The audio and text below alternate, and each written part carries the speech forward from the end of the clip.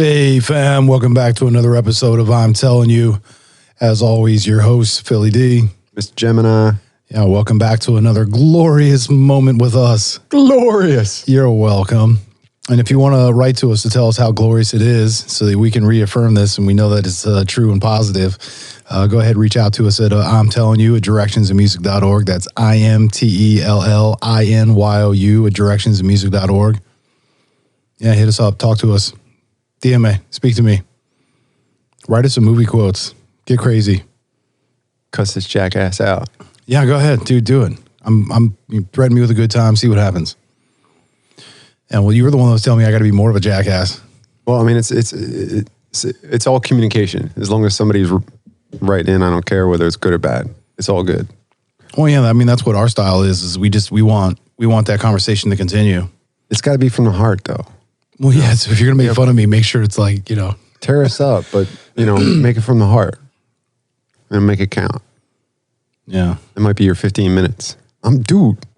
Yeah. Well, I think I need to stand back over. Yeah, that's fine. Are we good? I mean, yeah. Can you hear me now? Yeah. Well, first time listeners, this is a 30-year friendship. Just chopping it up, talking about stuff. Sometimes it's, and sometimes it's not. I don't even, where's the handle? Nobody ever showed, where's the handle? Hey, right in front of us. And I fly off of it all the time. Yeah, no, we got a jug of shine in here and we were going at it a little bit. Oh yeah, well, we don't have, so here, we can. Fresh pour, so we need a fresh salute. Slancha. Slancha, yeah. We still need to figure out a few more of those, but yeah. Nostrovias, that's my favorite. I love that one. See. Oh. Good old-fashioned corn whiskey, man. There's everything right about that. Yep. Good old American business. Hey, just taking a sip of that changed your entire voice. Is that what happened? Yep. Instantaneous reaction. Hey, that's what had happened there. Well, I mean, dude, if it's the good enough shine, it will do that to you. That is for sure. It keeps the bugs off you. You know what I'm saying? It keeps you warm on the inside too. That's right. You can also clean your engine and run it on it. I've tried. It actually works. It's amazing. And you wouldn't want to run it all the time, but get stuck somewhere. You can always grab a bottle of Shine and be the most expensive tank of gas you ever had. I mean, if it's a high enough proof, you probably could do that. I don't know. For a short distance, I don't think it would be preferable to I think you need higher combustion with it. So you either need more compression or you need it somehow or another. You need to make it a more volatile mix. I mean, you're the mechanic. I don't know. I would think that would just tear shreds in a gasoline engine. Well, I mean, Jesus, yeah, there'd probably be a few different things that it would go through. So depending on if it's carbureted or fuel injected or. I mean, I guess newer cars would probably handle it better. Just a guess. Well, and there's less give in certain parts. There's, it's more of a precise fit for everything. So that's the thing with, all right, so running engines on combustible liquids, you need a high enough, component that's actually flammable. So gasoline or alcohol, because you can have alcohol running engines. Sure. They run on methanol, ethanol, all that kind of stuff. I'm saying if you had to make it the last mile or two running on moonshine on a car that runs on. Well, so that's the thing is that's standard gasoline. When you're talking ethanol and all that kind of stuff, you're talking it's 85%. So, that's 170 proof and stuff like that. So when you're running on, Shine or something like that, now you're talking about, 45%. Yeah, 45%. That's a very low amount, which means that the rest of that is water. Water don't burn. No, but there's oxygen in water. But there's oxygen in water. Right? That could be an accelerant. I don't know. No, so water in the combustion is also misting. Well, it's going to absorb the energy, so it's going to cool down the flame front, so it's going to make less power that way. It's too much, yeah. I mean, there are tricks I think you can do to a standard gasoline-powered internal combustion engine where you have a very small drip of water can actually be beneficial. But you're talking about a very small measured amount that gets atomized. Well, so back in the day, if we wanted to decarbon an engine, there was like a carbureted engine. Yeah, we would take the air cleaner off, and as it's running, we would basically like mist it. So we would throw like just a little bit of water. Oh, so it's actually sucking in droplets of atomized water in through the intake. Yeah, well, I mean, what you're doing is you're creating steam basically. Right.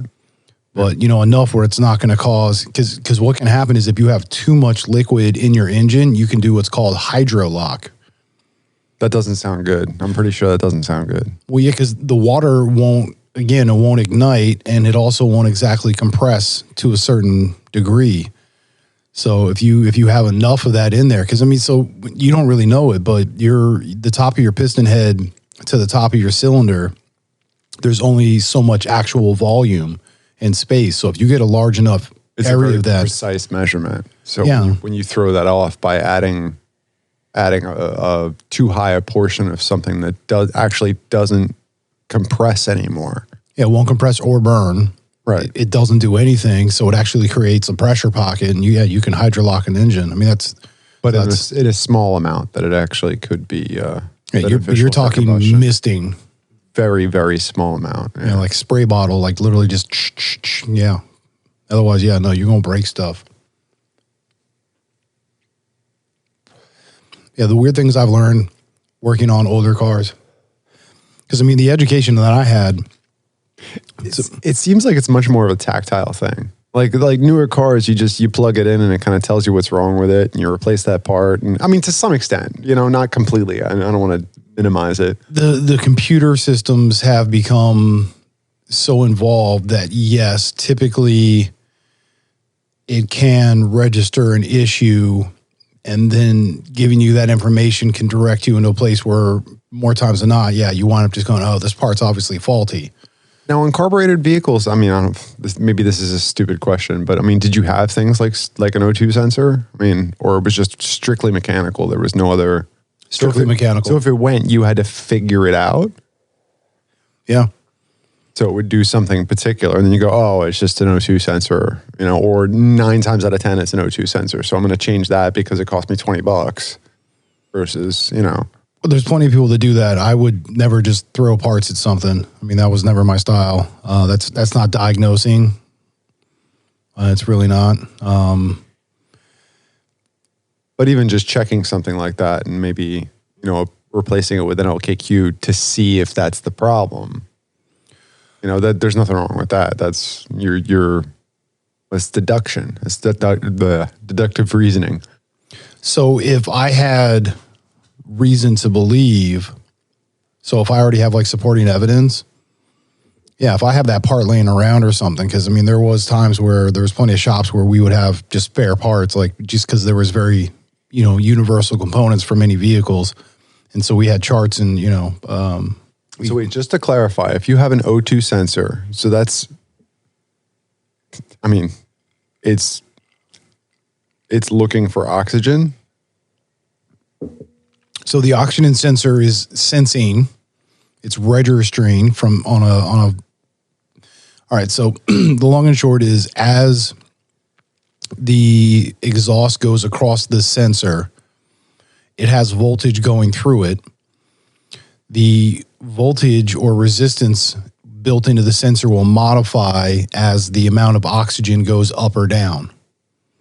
So as that goes up or down, it modifies the voltage, which the computer then sees and registers as data of a voltage change, but it relates that or correlates that to being more oxygen or less oxygen. And that's what the sensor is looking for, is it's trying to find... The O2 show up as a negative ion, or... what's... No. So it literally... So as the oxygen goes up or down and it goes across this sensor, it changes the resistance of that sensor, which is why more or less voltage gets eaten up in it. So the sensor gets, an input of 5 volts. That 5 volts comes back as depending on the system or whatever, it comes back as like, 1.2, 1.3, 1.4, like, so it comes back as a modified amount of voltage. From that, the computer now has information. So it corresponds that input to idea of where the oxygen level is at. And that tells the computer whether or not it needs to give more fuel or less fuel than what it was or is. So I'm just trying to, yet again, stupid questions, but I'm just trying to, if the exhaust is saying that there's more oxygen within the components of the gas emitted from the engine. Yeah, and the exhaust.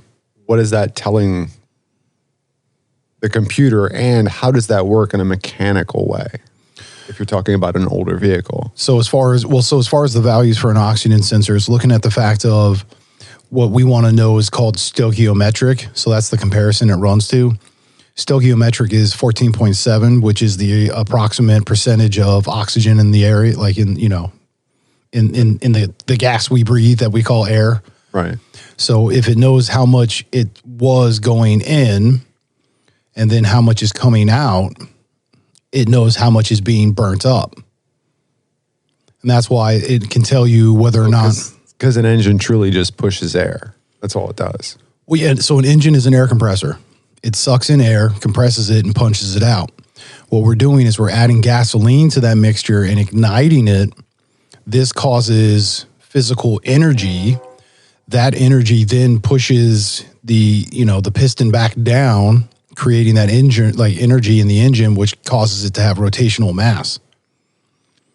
So as the engine is compressing oxygen or compressing the air, but it's burning that oxygen off, right? Well, it's compressing that oxygen and atomizing the gasoline as it comes in, causing you to have multiple molecules that can now combine to ignite because it's oxygenated. Because that's the thing, is oxygen's a catalyst. So oxygen in itself is not necessarily... Not flammable. Well, compressed oxygen can be. It can be. But you're also talking about compressed, which means it's now volatile because there's pressure behind it. But it still needs a catalyst where... It needs a flame. Well, it not needs just a spark. It needs a flame. It needs an energy source. Right. So yeah, spark is... Whereas hydrogen a spark could set it off and it could, correct? Well, so that's why in a combustion engine, you're using sparks that are, 10,000, 12,000, 17,000 volts. That's a lot of energy, because, it's from cold to hot, really. It's the expansion of... You're just massively igniting or exciting, a volatile compressed mix, because that's what it is. So when the air, which, the oxygen is the specific component. So when the compressed oxygen and the air that the engine takes in mixes with the atomized gasoline and then gets ignited, it creates energy. You get a small explosion. And the way the engines are designed, as they rotate, that spark is supposed to ignite the mixture so that it not only just ignites it, but also burns it smoothly so that as the piston's coming up, that fire happens, that energy boost, just as the piston's starting to go back down. So you get this kick of energy, which literally pushes... It's already going in the right direction. Anyway. Yeah, and it just basically whips that rotational mass more, and that's where you're harnessing the energy of it. That's where your timing comes in. So if you're timing, your timing refers to when the spark actually ignites the fuel and air mixture that's within the piston head, right? Well, yeah. So we'll talk about my cousin Vinny. If it's actually still rising when it goes off, it'll push it back down. It'll push it down faster, but well, no, it'll be fighting it in the reverse direction. It might actually be fighting it for a split second before it actually goes down, so that could affect the way that your engine runs. Well, yeah, all right. So like I was going to say, you can take it back to My Cousin Vinny when, Marissa Tomei's doing her spiel about what the timing would be. It's always a movie. Well, because that's the easiest way to relate it to a bunch of people. She's talking about how the firing would be 10 degrees before top dead center. Well, what that talks about is where the piston in that hole, so like in that cylinder, so, cylinder number 1 or 2 or whichever one it was, when that piston is at its literal acme, it's at its top dead center, meaning that it's not going forward, it's not going backwards, it's literally null. you want to fire off 10 degrees prior to it rolling over, because that's the thing is you're getting that last little compression, it ignites, but then the piston starts to open up, which means that that volatile compression doesn't just have to go off. Now it can actually expand a little bit. And that's where you get like smoother power from. So now in older motors, that was all mechanical. So your presets were all mechanical, whereas now like you don't even really have to set anything. The computer kind of figures it out on the fly, constantly changing. So yeah, the new systems, the computer knows where all that stuff's at, and it does the work of everything else. So it ignites the coil in an appropriate manner so that it's firing off at that timing. Whereas before, back in the day, you had what's called a distributor, and what it literally does is distribute the spark. And it's a mechanical component that rotates at a comparable speed to the rest of the engine so that it stays in time, so that as this, what's called the rotor, which is basically just a really long finger inside of this component that spark goes into it, and as it's going past those terminals, it's igniting off, and it's making a literal jump inside of this cap. An arc. Yeah, it's making an arc inside there. And all that's doing is it's jumping from the coil through the rotor to the distributor cap into the spark plug wire all the way down into the spark plug itself. So you would have this mechanical component that's spinning in a rotational mass, or in a rotating fashion. Now the coils, well, because see, now you have individual coils, so the computer tells every single cylinder when it's supposed to fire. Well, before you had it where your coil would just actually ignite all of the spark plugs. But every time it goes around, it's not actually trying to ignite a mix because it's called a four-stroke. Well, four-stroke engine means that the engine literally goes up, down, up, down. It has 4 strokes. Well, one of those strokes is you're pushing everything out of the cylinder. Right. And one of those strokes, you're actually firing on that cylinder. So the distributor, as it rotates around, One of the upstrokes. Yeah. So out of the 4, there's 2 where it's actually upstroke. But right. You get 2 down, 2 up. The coil's firing for those cylinders only once on every other, rotation. So there was different components for timing in order for that to happen. And it's set where the distributors would actually, because this is when you go back to what's called points and condenser. Right. Fixing your points. So what you had is this component that was registering as things were going around, but it was mechanically turning things on and off, causing electricity to actually go through. So as it was doing that, that was igniting, or it was exciting the coil. It was basically letting electricity flow into it so that you could create this magnetic component, inside the coil, where it would go from that 12 volts that the car is running on and bump you up to that 9,000, 10, 12,000 volts. So you have this component that's rotating, mechanically turning this valve, or, this little, what do you want to call it? Breaker or switch. It's basically opening, closing a or if circuit. you think of a needle, like a needle on a clock, just going around. It just constantly, as I smacked the mic, it just constantly goes around. Right. And while it's doing that, contact with the different. yeah, it's points. got a cam on it so that it allows for the armature, which is the physical electrical connection. It's a mechanical switch. Open, close, open, close, open, close. And as it open closes, it's also timed so it ignites or excites the coil so that it can send the spark. Because what will happen is the coil will get so excited, it gets to a place where it has to discharge because it has so much going on in it that it just finally pops. Plus you're breaking the input to it, so you only get so much juice in there. It gets super excited and has nowhere else to go, so it pops out. So you go from mechanical timing on all of that stuff. Like making contact with a capacitor. Well, that's basically what they are. They're Right. they're super, capacity. Like they're just very large volatile collectors. So you're getting that massive voltage spike with no amperage behind it.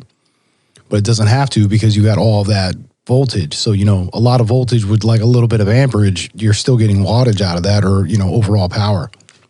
Right. Yeah. But that's the thing is now in the newer cars, they actually have individual components and the computer is just looking at all of this information because now you have sensors that just go on, off, on, off, on, off, and it notes where it's at in its rotation. So it knows when number one is over here. So if number one was there at this count, then that means number two and forward and like all the other ones. Like, so all of that's built into the programming of the computers. That is really cool and all because it knows when things within the closed system aren't working right. And in knowing that, so like an O2 sensor is out, not only does it know that an O2 sensor is out, but it's going to operate in limp mode, working around the fact that no longer operates correctly.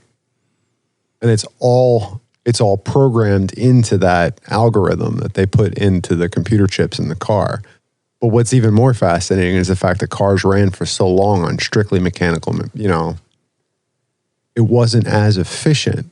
But if you think about it, because this is what I'm thinking of. Well, so I'm going to say bullshit and here's why. Oh, no, go on, please. So if you look at all the big boys in drag racing, do you know what they're running? No computers.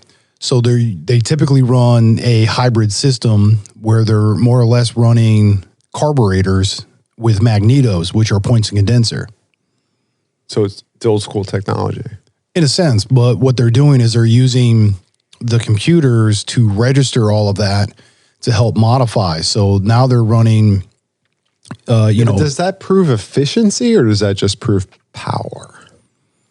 Well, so you're going to want both. So not only are you making power, but it's also the efficient use of that power or efficient creation because you're consuming so much this, that, and the other. It's like, dude, you obviously don't want to be going through, so you want to make as much as you can with as little as possible. So, I mean, as we're talking about all this, and this is where this is coming, as we were talking about all this, I was thinking about, so when you create a strictly mechanical engine, so you basically have built-in rockers that are on lobes on the same cam where the piston is going up and down that determine when the timing is to open and close the inlet valves, the outlet valves, to bring in new air, to let out old air. That's all determined mechanically. And the beauty of that is that as the RPM changes for the motor, so as it's going from 2,000 to 4,000 a minute, that it's automatically varying that based on the speed of the lobe on the piston, which is timed the same as the piston head.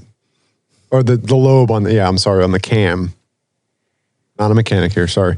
As you're laughing at me. Well, and so that's the thing is when they talk about camming an engine, what they're talking about is putting in... You're actually changing the timing on certain things. Yeah, and mechanically. Correct. And you're changing how much the valves open, for how long they open, and at what point in time. And all of that also changes the power that the engine's going to make throughout the RPMs. So when you cam an engine, a lot of the times what you're trying to do is find the place in which you're trying to run that engine to be making the power that you're looking for. So a race cam for the track, like for, quarter mile, is not going to be the same as a cam for, time attack, open courses. Because you're not necessarily, because like, when you're on. Well, you're going to be tuning it for a high RPM. Well, so basically, when you're running, retuning it for a high RPM. So it's like when you set it up that way, it's gonna, when it's in low RPM, it's gonna. Yeah, so you call it, lope. Because it wants to run. That's all it wants to do. It wants to go fast all the time. So correct. And that's one. So in the drag race aspect, you're looking for typically higher RPM components to help you in that capacity. Whereas with, like I was saying, time attack, where you're like on open course, you may not want to be in the highest RPM range. You'd want to optimize somewhere in the middle. Well, possibly because you're looking for power coming out of the turns. But now, if for some reason you're geared right, where you can, because that's the thing is every course is a little different. So they'll change their gearing, whether it's in the... Well, I mean, if you're in a rally course, you want your power down low, right? If you're in a more of a distance, if there's a bunch of long straightaways and stuff, you're going to want more middle to high end power. Well, and that's where you can change the gears in either the transmission, or you can change the final drive gears. So instead of changing, just like on a motorcycle, it's yeah. So instead of changing the gears, because maybe the ratios are right for the engine in the transmission, but you're not making enough torque, or you're making too much torque, well, then you can change the final drive, and that modifies those numbers. So you'll get better use, but more efficient use out of your torque. Yeah, depending on what your application is, whether you're rock crawling, quarter mile, open course, whether it's Indy or NASCAR. But anyway, just to tie that all back in, it's always a fascinating topic for me, because you have to make a physical mechanical change with one of the older cars, and you're changing the timing by changing the cam. You're changing the time of the valves, and in some way you can change the timing of the piston itself based on how the lobes are designed differently from the original. Well, so and here's the thing: as opposed to in newer cars, you can just what's the term? I put a chip in it. A chip. Yes and no. So you are starting to have. You still need to do the other mechanical things, port and polish, and whether you're going to bore and stroke and do all that other stuff to actually increase. Well, and so and yet again, increasing your volume of air is what you're really doing. It's not all about fuel. It's about being able to push air as fast as you can through the engine. Yeah. So it's what the old school guys like. What we'll say is suck, squeeze, bang, blow. Because that's what an engine does. It sucks in the air and the atomized fuel. It squeezes it or compresses it. Right. It bangs it, gives it ignites, and then it blows out the exhaust. And then it starts all over again. So then it sucks, squeeze, bangs, blow. Suck, squeeze, bangs, blow. And you need, for an engine to run, fuel, air, spark, and the ability for that air to flow. Like, that's it. You're just building a fire, man. Right. So that's why you can easily figure out what's wrong with an engine, whether it's mechanical or electrical. Because no matter what, you have to have spark. No matter what, you have to have timing. No matter what, you have to have oxygen and gasoline. Like, there's only so many things that make an engine actually work. And so, having those four components, you can easily look at and say, okay, this is why this isn't working. So, well, a cooler thing is I just find so much of that stuff so fascinating, because it operates, and it may not be as efficient as newer engines, but it operates under all kinds of conditions. And it's it's like a well-made gun. Like, you can throw it in the mud and take it out, not even rinse the thing off, and fire it.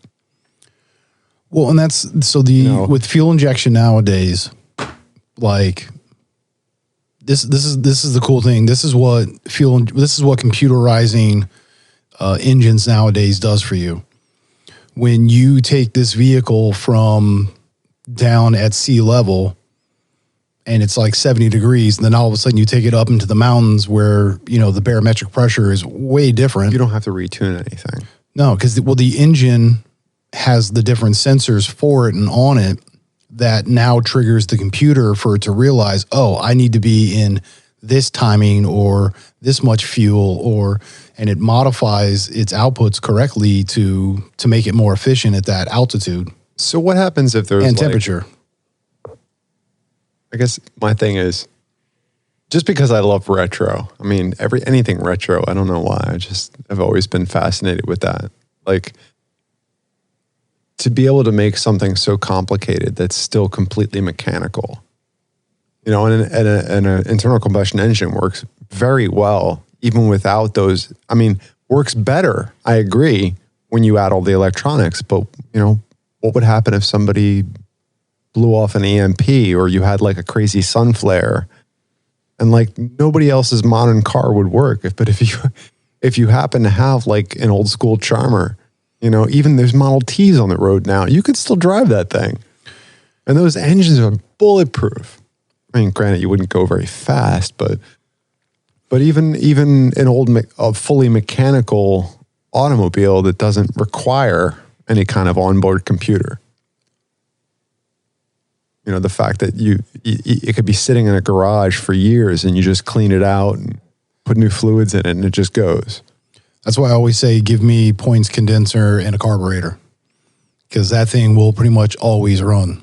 Because I guess the internals get all fried if something like that were to happen. I mean, it's, you know, and maybe that's just crazy, all the crazy conspiracy theories that I've listened to throughout my life. But, you know, it's always a possibility. I mean. Well, so another thing with the newer cars is fuel injection. So the old mechanical pumps, because that's really what you had. You had a diaphragm valve that had an armature that ran off of your engine's cam. And this thing would like rotate around, and as it came around, it had a cam on it, so it was like a egg shape. Yeah, so it would bump up at one point. Well, what it would do is it would put pressure on the backside of the diaphragm, or have, you know, spring pressure, so it would go back and forth, and it basically becomes a bellow. So it's this small, you know, effect of has vacuum, has pressure, has vacuum, has pressure, right? And it would create, you know, like 4 pounds of pressure. So a carburetor running on, you know, because it has to run within a very small channel. So it's not hard to build up 4 pounds of pressure when you have a very controlled area that you're working with, that a very small mechanical change can have a big effect on the other end. Well, so further than that is when you run carburetors, you really only need like that 4 to 6 pounds because of the way that system works. When you go to fuel injectors, now all of a sudden you're talking, you need like 40, 60, 80 pounds. You got to really force the air in there. So when you have a fuel injected car, if your fuel pump goes, you got squat. In a carbureted car, when you have a mechanical pump, if that goes bad, you can actually like hang, you know, fuel above the carburetor, which then literally creates pressure as it's dropping, and you can simulate that same amount of pressure. You're not going to get very far because you don't have a mass quantity, you know, you don't have gallons upon gallons, but you actually have the means to still have that thing run even if your pump goes bad. Like, to me, the condenser, the idea of like carburetor condenser and all that stuff, like there's a greater chance of you being able to limp it home with minimal components than you would with fuel injection. If fuel injections, anything goes wrong, you got nothing. Well, and like I said, in terms of catastrophic electronic failure, like everything electronic at that point would go dead. And, you know, this is just a what if. I'm just throwing this out there, but it's possible, though. It's possible. I mean, they've even said that like a massive sun flare, which I think we just had a recent one, but not a massive, supermassive, but we're always having solar flares. I mean, occasionally, a couple times a year, but few. But that they always have the potential of causing that, and whether it's, you know, focused on a small portion of the populace or whether it affects everybody, who knows? But the point is, I always found that interesting. That I like the retro aspect because of that, because there's something. Everything else goes to S, and you can still kick this thing over. After pretty much. Sitting in a garage for Lord knows how many years. Like, you can give it a little TLC, change all the fluids, put new filters and whatnot, and just turn it over. Yeah. Tried and true, man. Good luck doing that 30 years down the road with one of your modern vehicles that hasn't been in the shop on a routine basis.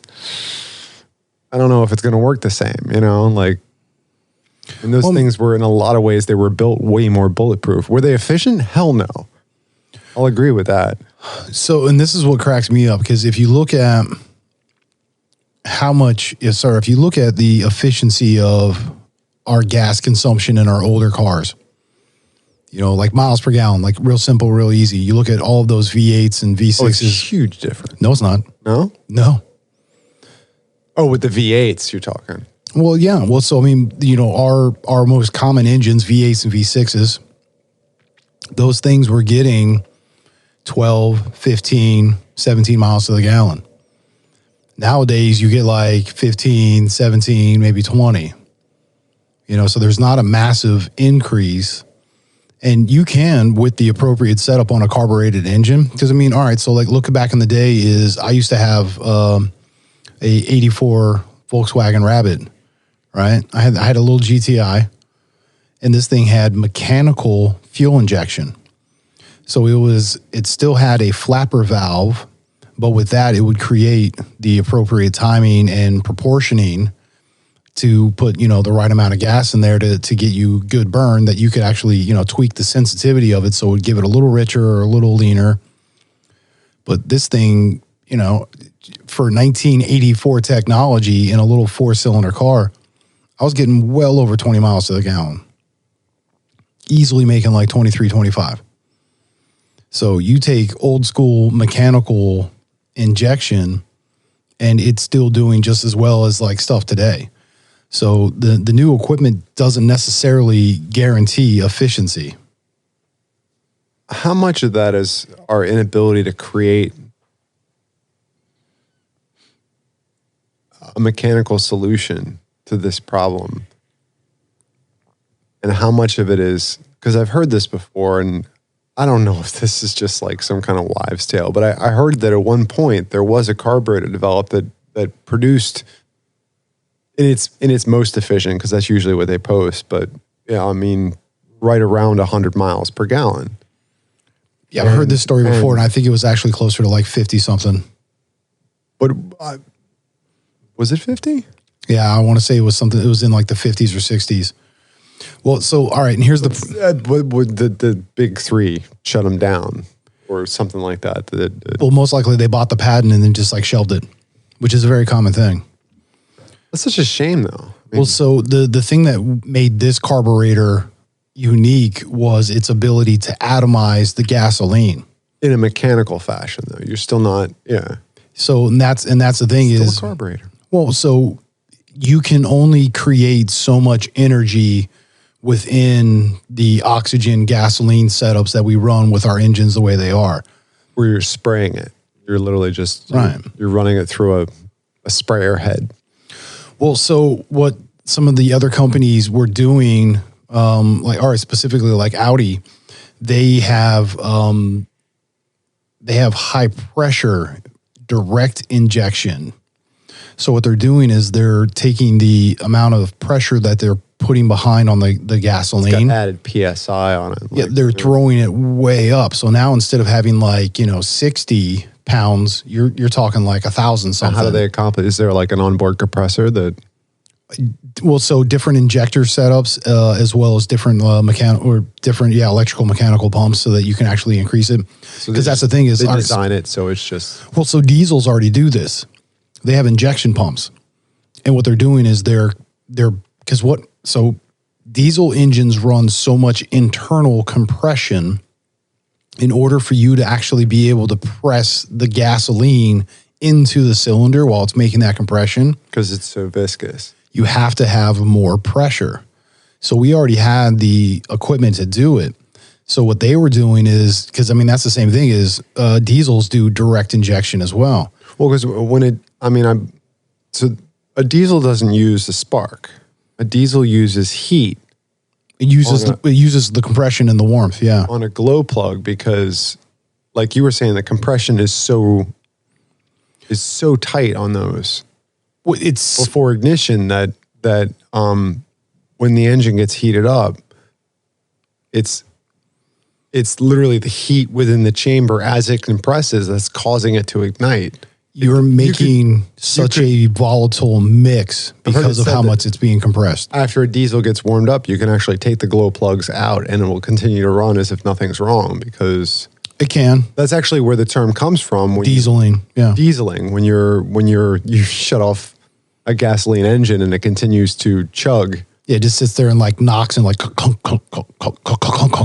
it's dieseling. That's because it's got carbon material in there that's actually still ignited, and it's Well, it's still hot enough. It still has enough of an ember to it that as it comes around, it'll continue to ignite. Is this all going to be about engine mechanics? Apparently, it is. I mean, you started it, and I know it's my fault.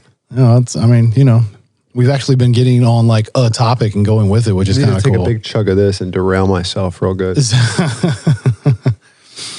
But yeah, so they realize that having higher compression from your cylinder, but also from your fuel source, can give you more power, and you're not consuming more. But you can get to only such a degree of that where you lose the ability for that, again, that style of combustion, the oxygen with the fuel, for it to make, because you can only make so much power out of that combination. So now I don't know as much about this as I might know with, say, like, motorcycles, but what is the average compression ratio for, I don't know, say a modern car? Usually around like 10, 10.1, 10.5.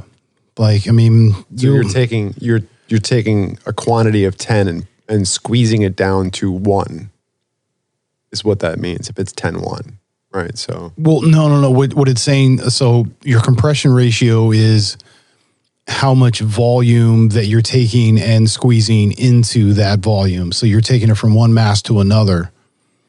So when you have a higher compression ratio, you're building more pressure in the cylinder. So, I guess, all right, so your average engine is probably like, it's not space. It's not determined on actual space. It's determined on pressure. Like, it's actually tested for the amount of pressure that you're building. Is that what you're saying? Well, no, it's the ratio of how much of that volume you compress down. So so the higher your compression ratio is, the more volatile you're making the mix, because you're actually increasing how much compression you're making. Correct. You're already super exciting all the molecules within that space, because you're giving them less place to play around. It's already hot, so they're already moving around pretty rapidly. And you're squishing that down to a very small space. So you're super exciting all the molecules within that space. Right. So that when you introduce your ignition, everything is going to expand, at a very, very rapid rate because of that, because you have that extra compression. Yeah, because so what you're doing when you raise the compression is you're actually shrinking the amount of actual starting volume, meaning that you're still trying to shove the same amount of stuff into the same amount of area, but now when you compress it down, you're shrinking that area. Well, see, that's what I was saying. Like, is it a physical, like, I'm putting 10 pounds of shit into a 1 pound bag kind of thing, or? In a sense. Okay. So yeah, like, all right. It's not necessarily spatial per se. I mean, is it? Well, finally like your origin amount of space, your original amount of space versus your final amount of space when you're at full compression at top dead center. Is that what the equation actually represents? That's all I was asking. In a sense. But yeah, that's fairly high. You said that's for your average modern car. Yeah, so they would be like, yeah, so average car is probably like around 9.5 to like 10. As you get into like 10.5, 11, now you're talking about, like higher horsepower. Right. Yeah. That's going to be on the upper end of things. Yeah. So I think like, all right, so my last car that I had, the base engine that I had was, I think, like 9.5 to 1 or 9.6 to 1 compression. And the engine that I put into it afterwards was much higher. I think it was closer to like 11. So it was like 10.9 or 11.1 to 1. So it's very... So when you start getting into those numbers, you're saying that's more of like a sports car or... Right, because you're looking to overexcite that mixture because you're trying to make as much power out of it as possible. And the easiest way to... You're actually creating heat and extra friction. I mean, sometimes if you don't moderate that properly, you can actually get a premature firing, correct? I mean... A detonation. Right. Detonation. I have heard of that before. Yeah. Well, and so this is where what you call your power chargers, which is either a supercharger or a turbocharger, that's where these things come into play. What they're doing is physically shoving that much more air that's already under, some form of compression. So where instead of the engine pulling in, so much vacuum, because that's what it is, it's a compressor. So when it sucks, it's literally creating vacuum to pull the air in there. But you're actually blowing it in on top of that. Yeah, when you're using what they call a power charger, you're shoving it in there. You're forcing it in there. You're already putting that level of pressure in that cylinder up. Right.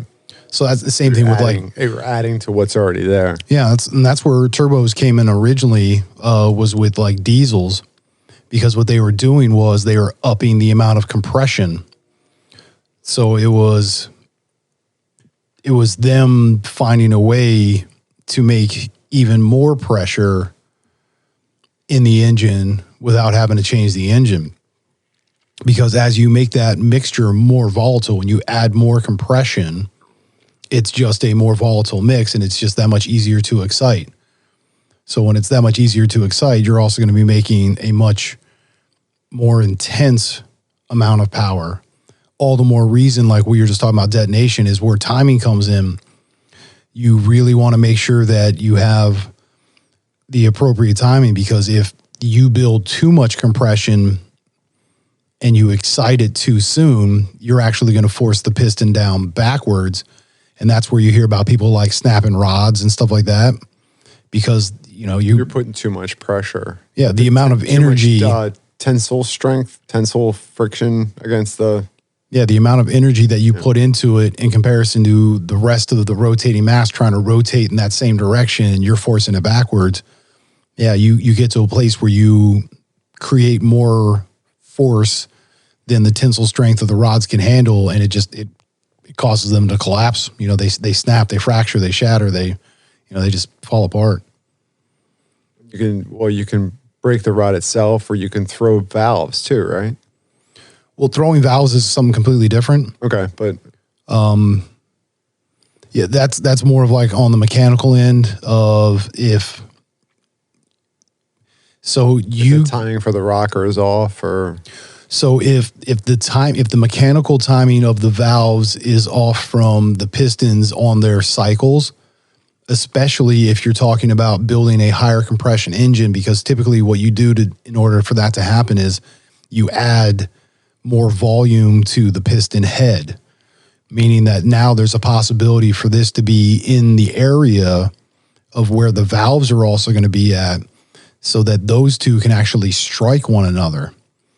And when you do that, you can hammer that valve, because it's obviously the weaker spot, because it doesn't have the rotating mass of the bottom end. When that piston comes up, it smacks that valve, it blows out the backside, and now there's nothing there. You can actually like shatter cams, you can snap cams, you can bend valves, you can blow off the seats, and now the springs just pop out and that valve is just floating. Like it's literally just clanking away in there. Well, there's a rocker arm that sits underneath that could actually push back down on the lobe that would affect what the piston head itself does. Well, so you can have the cam actuate the valve, or you can have the cam actuate an arm, which is, it's a rocker because it rocks off the cam onto the valve. So you can have that actuate the valve as well. And that's, typically in those scenarios, that's where you actually break rockers. When you have straight cams to the valve head, you'll snap one of those. You can snap a rocker. The rocker or the arm? The arm barely. Well, the rocker is the arm. So the straight piece that goes up and down, not the actual. No. So the straight piece that holds the rocker in place, that's the mounting location for the rocker. So that's where the rocker arm actually like attaches. That's a machining or casting of the head that allows for that. That's just its pivot point. That's where it's located. So you'll actually snap the rocker itself. Yeah, you can snap the arm, but you can also snap the rocker off of that. Like you can, if the tensile strength of the bolt holding down that rocker assembly is surpassed. Yeah, if that for some reason is the spot that takes it as the weakest link, then yeah, you can literally pop threads off. Because I mean, especially nowadays, you have like aluminum engines and stuff. The aluminum, when you have the tensile strength of a steel thread in there, the aluminum threads will shred right out. You know, aluminum is actually very soft, but it has great heat dissipation capabilities, which means it can typically take more abuse. You know, it's very conductive of heat, but at the same time, it's a very porous material in general. Yeah, it's very porous, which can be beneficial because it makes it light. But I realize we've gotten through the entire episode talking about almost entirely engines and technology changes. Well, dude, I don't know just about like tequilas and tacos, man. I have other knowledge too. I can do stuff. I know things. Maybe we'll hit that at one point. I don't know. What's that? Tacos. Maybe we'll get there at one point. Oh, we've talked about tacos on plenty of episodes. You've talked about tacos. Well, yeah. I mean, you have questions or we start discussing it or, yeah, then I just bring up taco knowledge because, you know. I'd be more interested in your take on vegan tacos. But I've made vegan tacos. Most people are probably like, ew, that's gross. No, man. Dude, there's everything right with vegan. I've made plenty of vegan meals that had the texture, flavor, every bit of, I mean, I've had straight hardcore carnivores that won't eat nothing unless it's got like bacon or cholesterol in it. And they're just like, dude, there's no way in hell that this is vegan. I'm like, yeah, dude, like I've made chilies that, you know, people are like, dude, there's got to be like, you know, pounds of freaking beef or, I'm like, nah, dude, there ain't an ounce of animal in that whatsoever. That's all soy. Well, I mean, so whether it's I've used because I've done it where it was just a very hearty mix with lots of beans, but because of how like I stooped it down and everything else, it gave it the texture of having that like crumbly, you know, beef or whatever in there, that ground protein. Yeah, I love how we just went from combustion engines to chili. No, what the hell? It's a beautiful thing. It is. Well, I mean, that's how we work, though. So I'll drop this same thing that I dropped in the green room, but just anybody out there wants to share a story or something going on with their lives because of whatever changes that might have come in the past couple of years.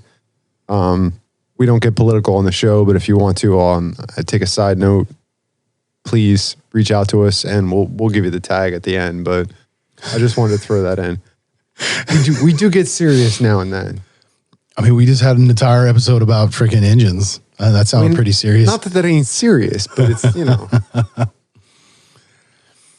Yeah. I mean, it's, this is what I've always loved about our relationship when it comes to our communication is I feel no matter what we're talking about, we actually communicate.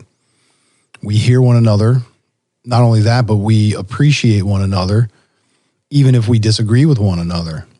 See, and the only thing is, I come at you looking for the technical knowledge behind things that I look at more as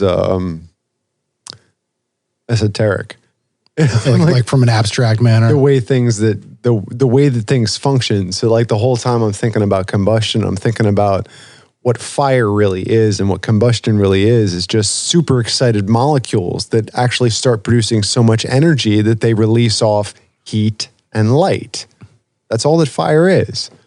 Yeah. Nothing wrong with being super excited, right? Makes the world go round. But that's my whole point is I look at it from a different perspective entirely. So when I'm asking you probing questions about how things work, and then that's what I'm thinking about in my own head is fire is just super excited molecules. That's all it is. Dude, the freaking scene in Gremlins 2 when they're running out of the building where it's like, fire. Oh, is it man's oldest adversary, destroyer of homes, fire, run to the nearest exit. Did an alarm system like that actually exist, or was that completely made up? Well, that was because it was the newest technologically advanced building in all of America. Like, it was supposed to be better than any other country and everything. It had all the latest, greatest, all of it. Didn't have all them gremlins in it. Well, then it did. Well, but so I think that's metaphorical. Yeah. You know. That was the old man with he would drive a tractor around when it got nasty out, right? Or was it a backhoe? I forget what it was. Might have been a backhoe. I think it was. What are you calling a backhoe? No, I think you're right. I don't think it was just straight tractor. I think it actually had like the armature on the front and the little. Well, it had the bucket on the front, and then the physical arm, and which it was in the back of it, and it would dig out the hole, which is what a hoe does. Like it would take So I think that was his whole speech that them foreign cars have all them gremlins. That was supposed to be a foreshadowing, I think. Sure, we'll call it that. Yeah, no, that was supposed to be a foreshadowing. Foreshadowing. Yeah, them gremlins, they get into shit and just make it all effed up. Well, that's what That's what a gremlin is. Is it? Well, yeah. Was it? Something on the wing. Yes. Freaking gremlin on the plane, man. That's what it was. His voice hasn't changed in how many years? I think he's become a caricature of himself. Dude, didn't he go to space, or he's going to space? I think he went. So there you go. Yeah. William Shatner, he did it, man. Keep the dream alive, baby. Yeah, what was that? Amazon, right? Jeez.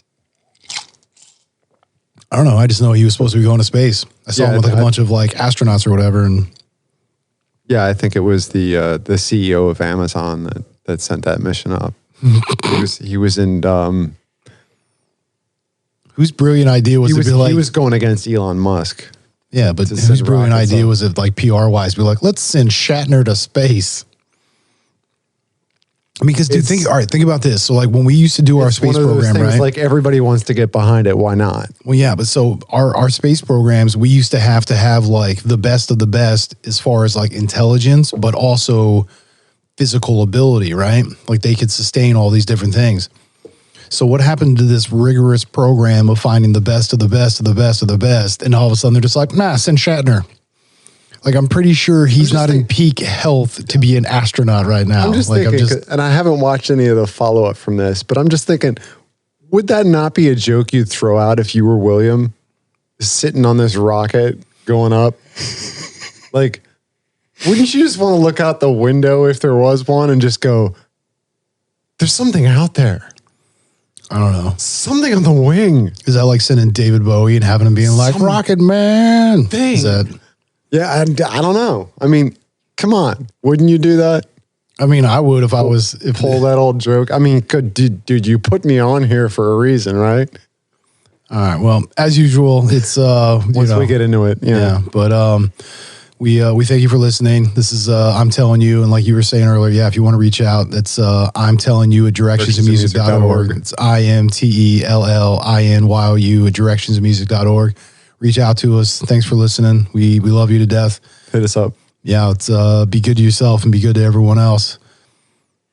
Love you, fam. Much love. Peace. Peace.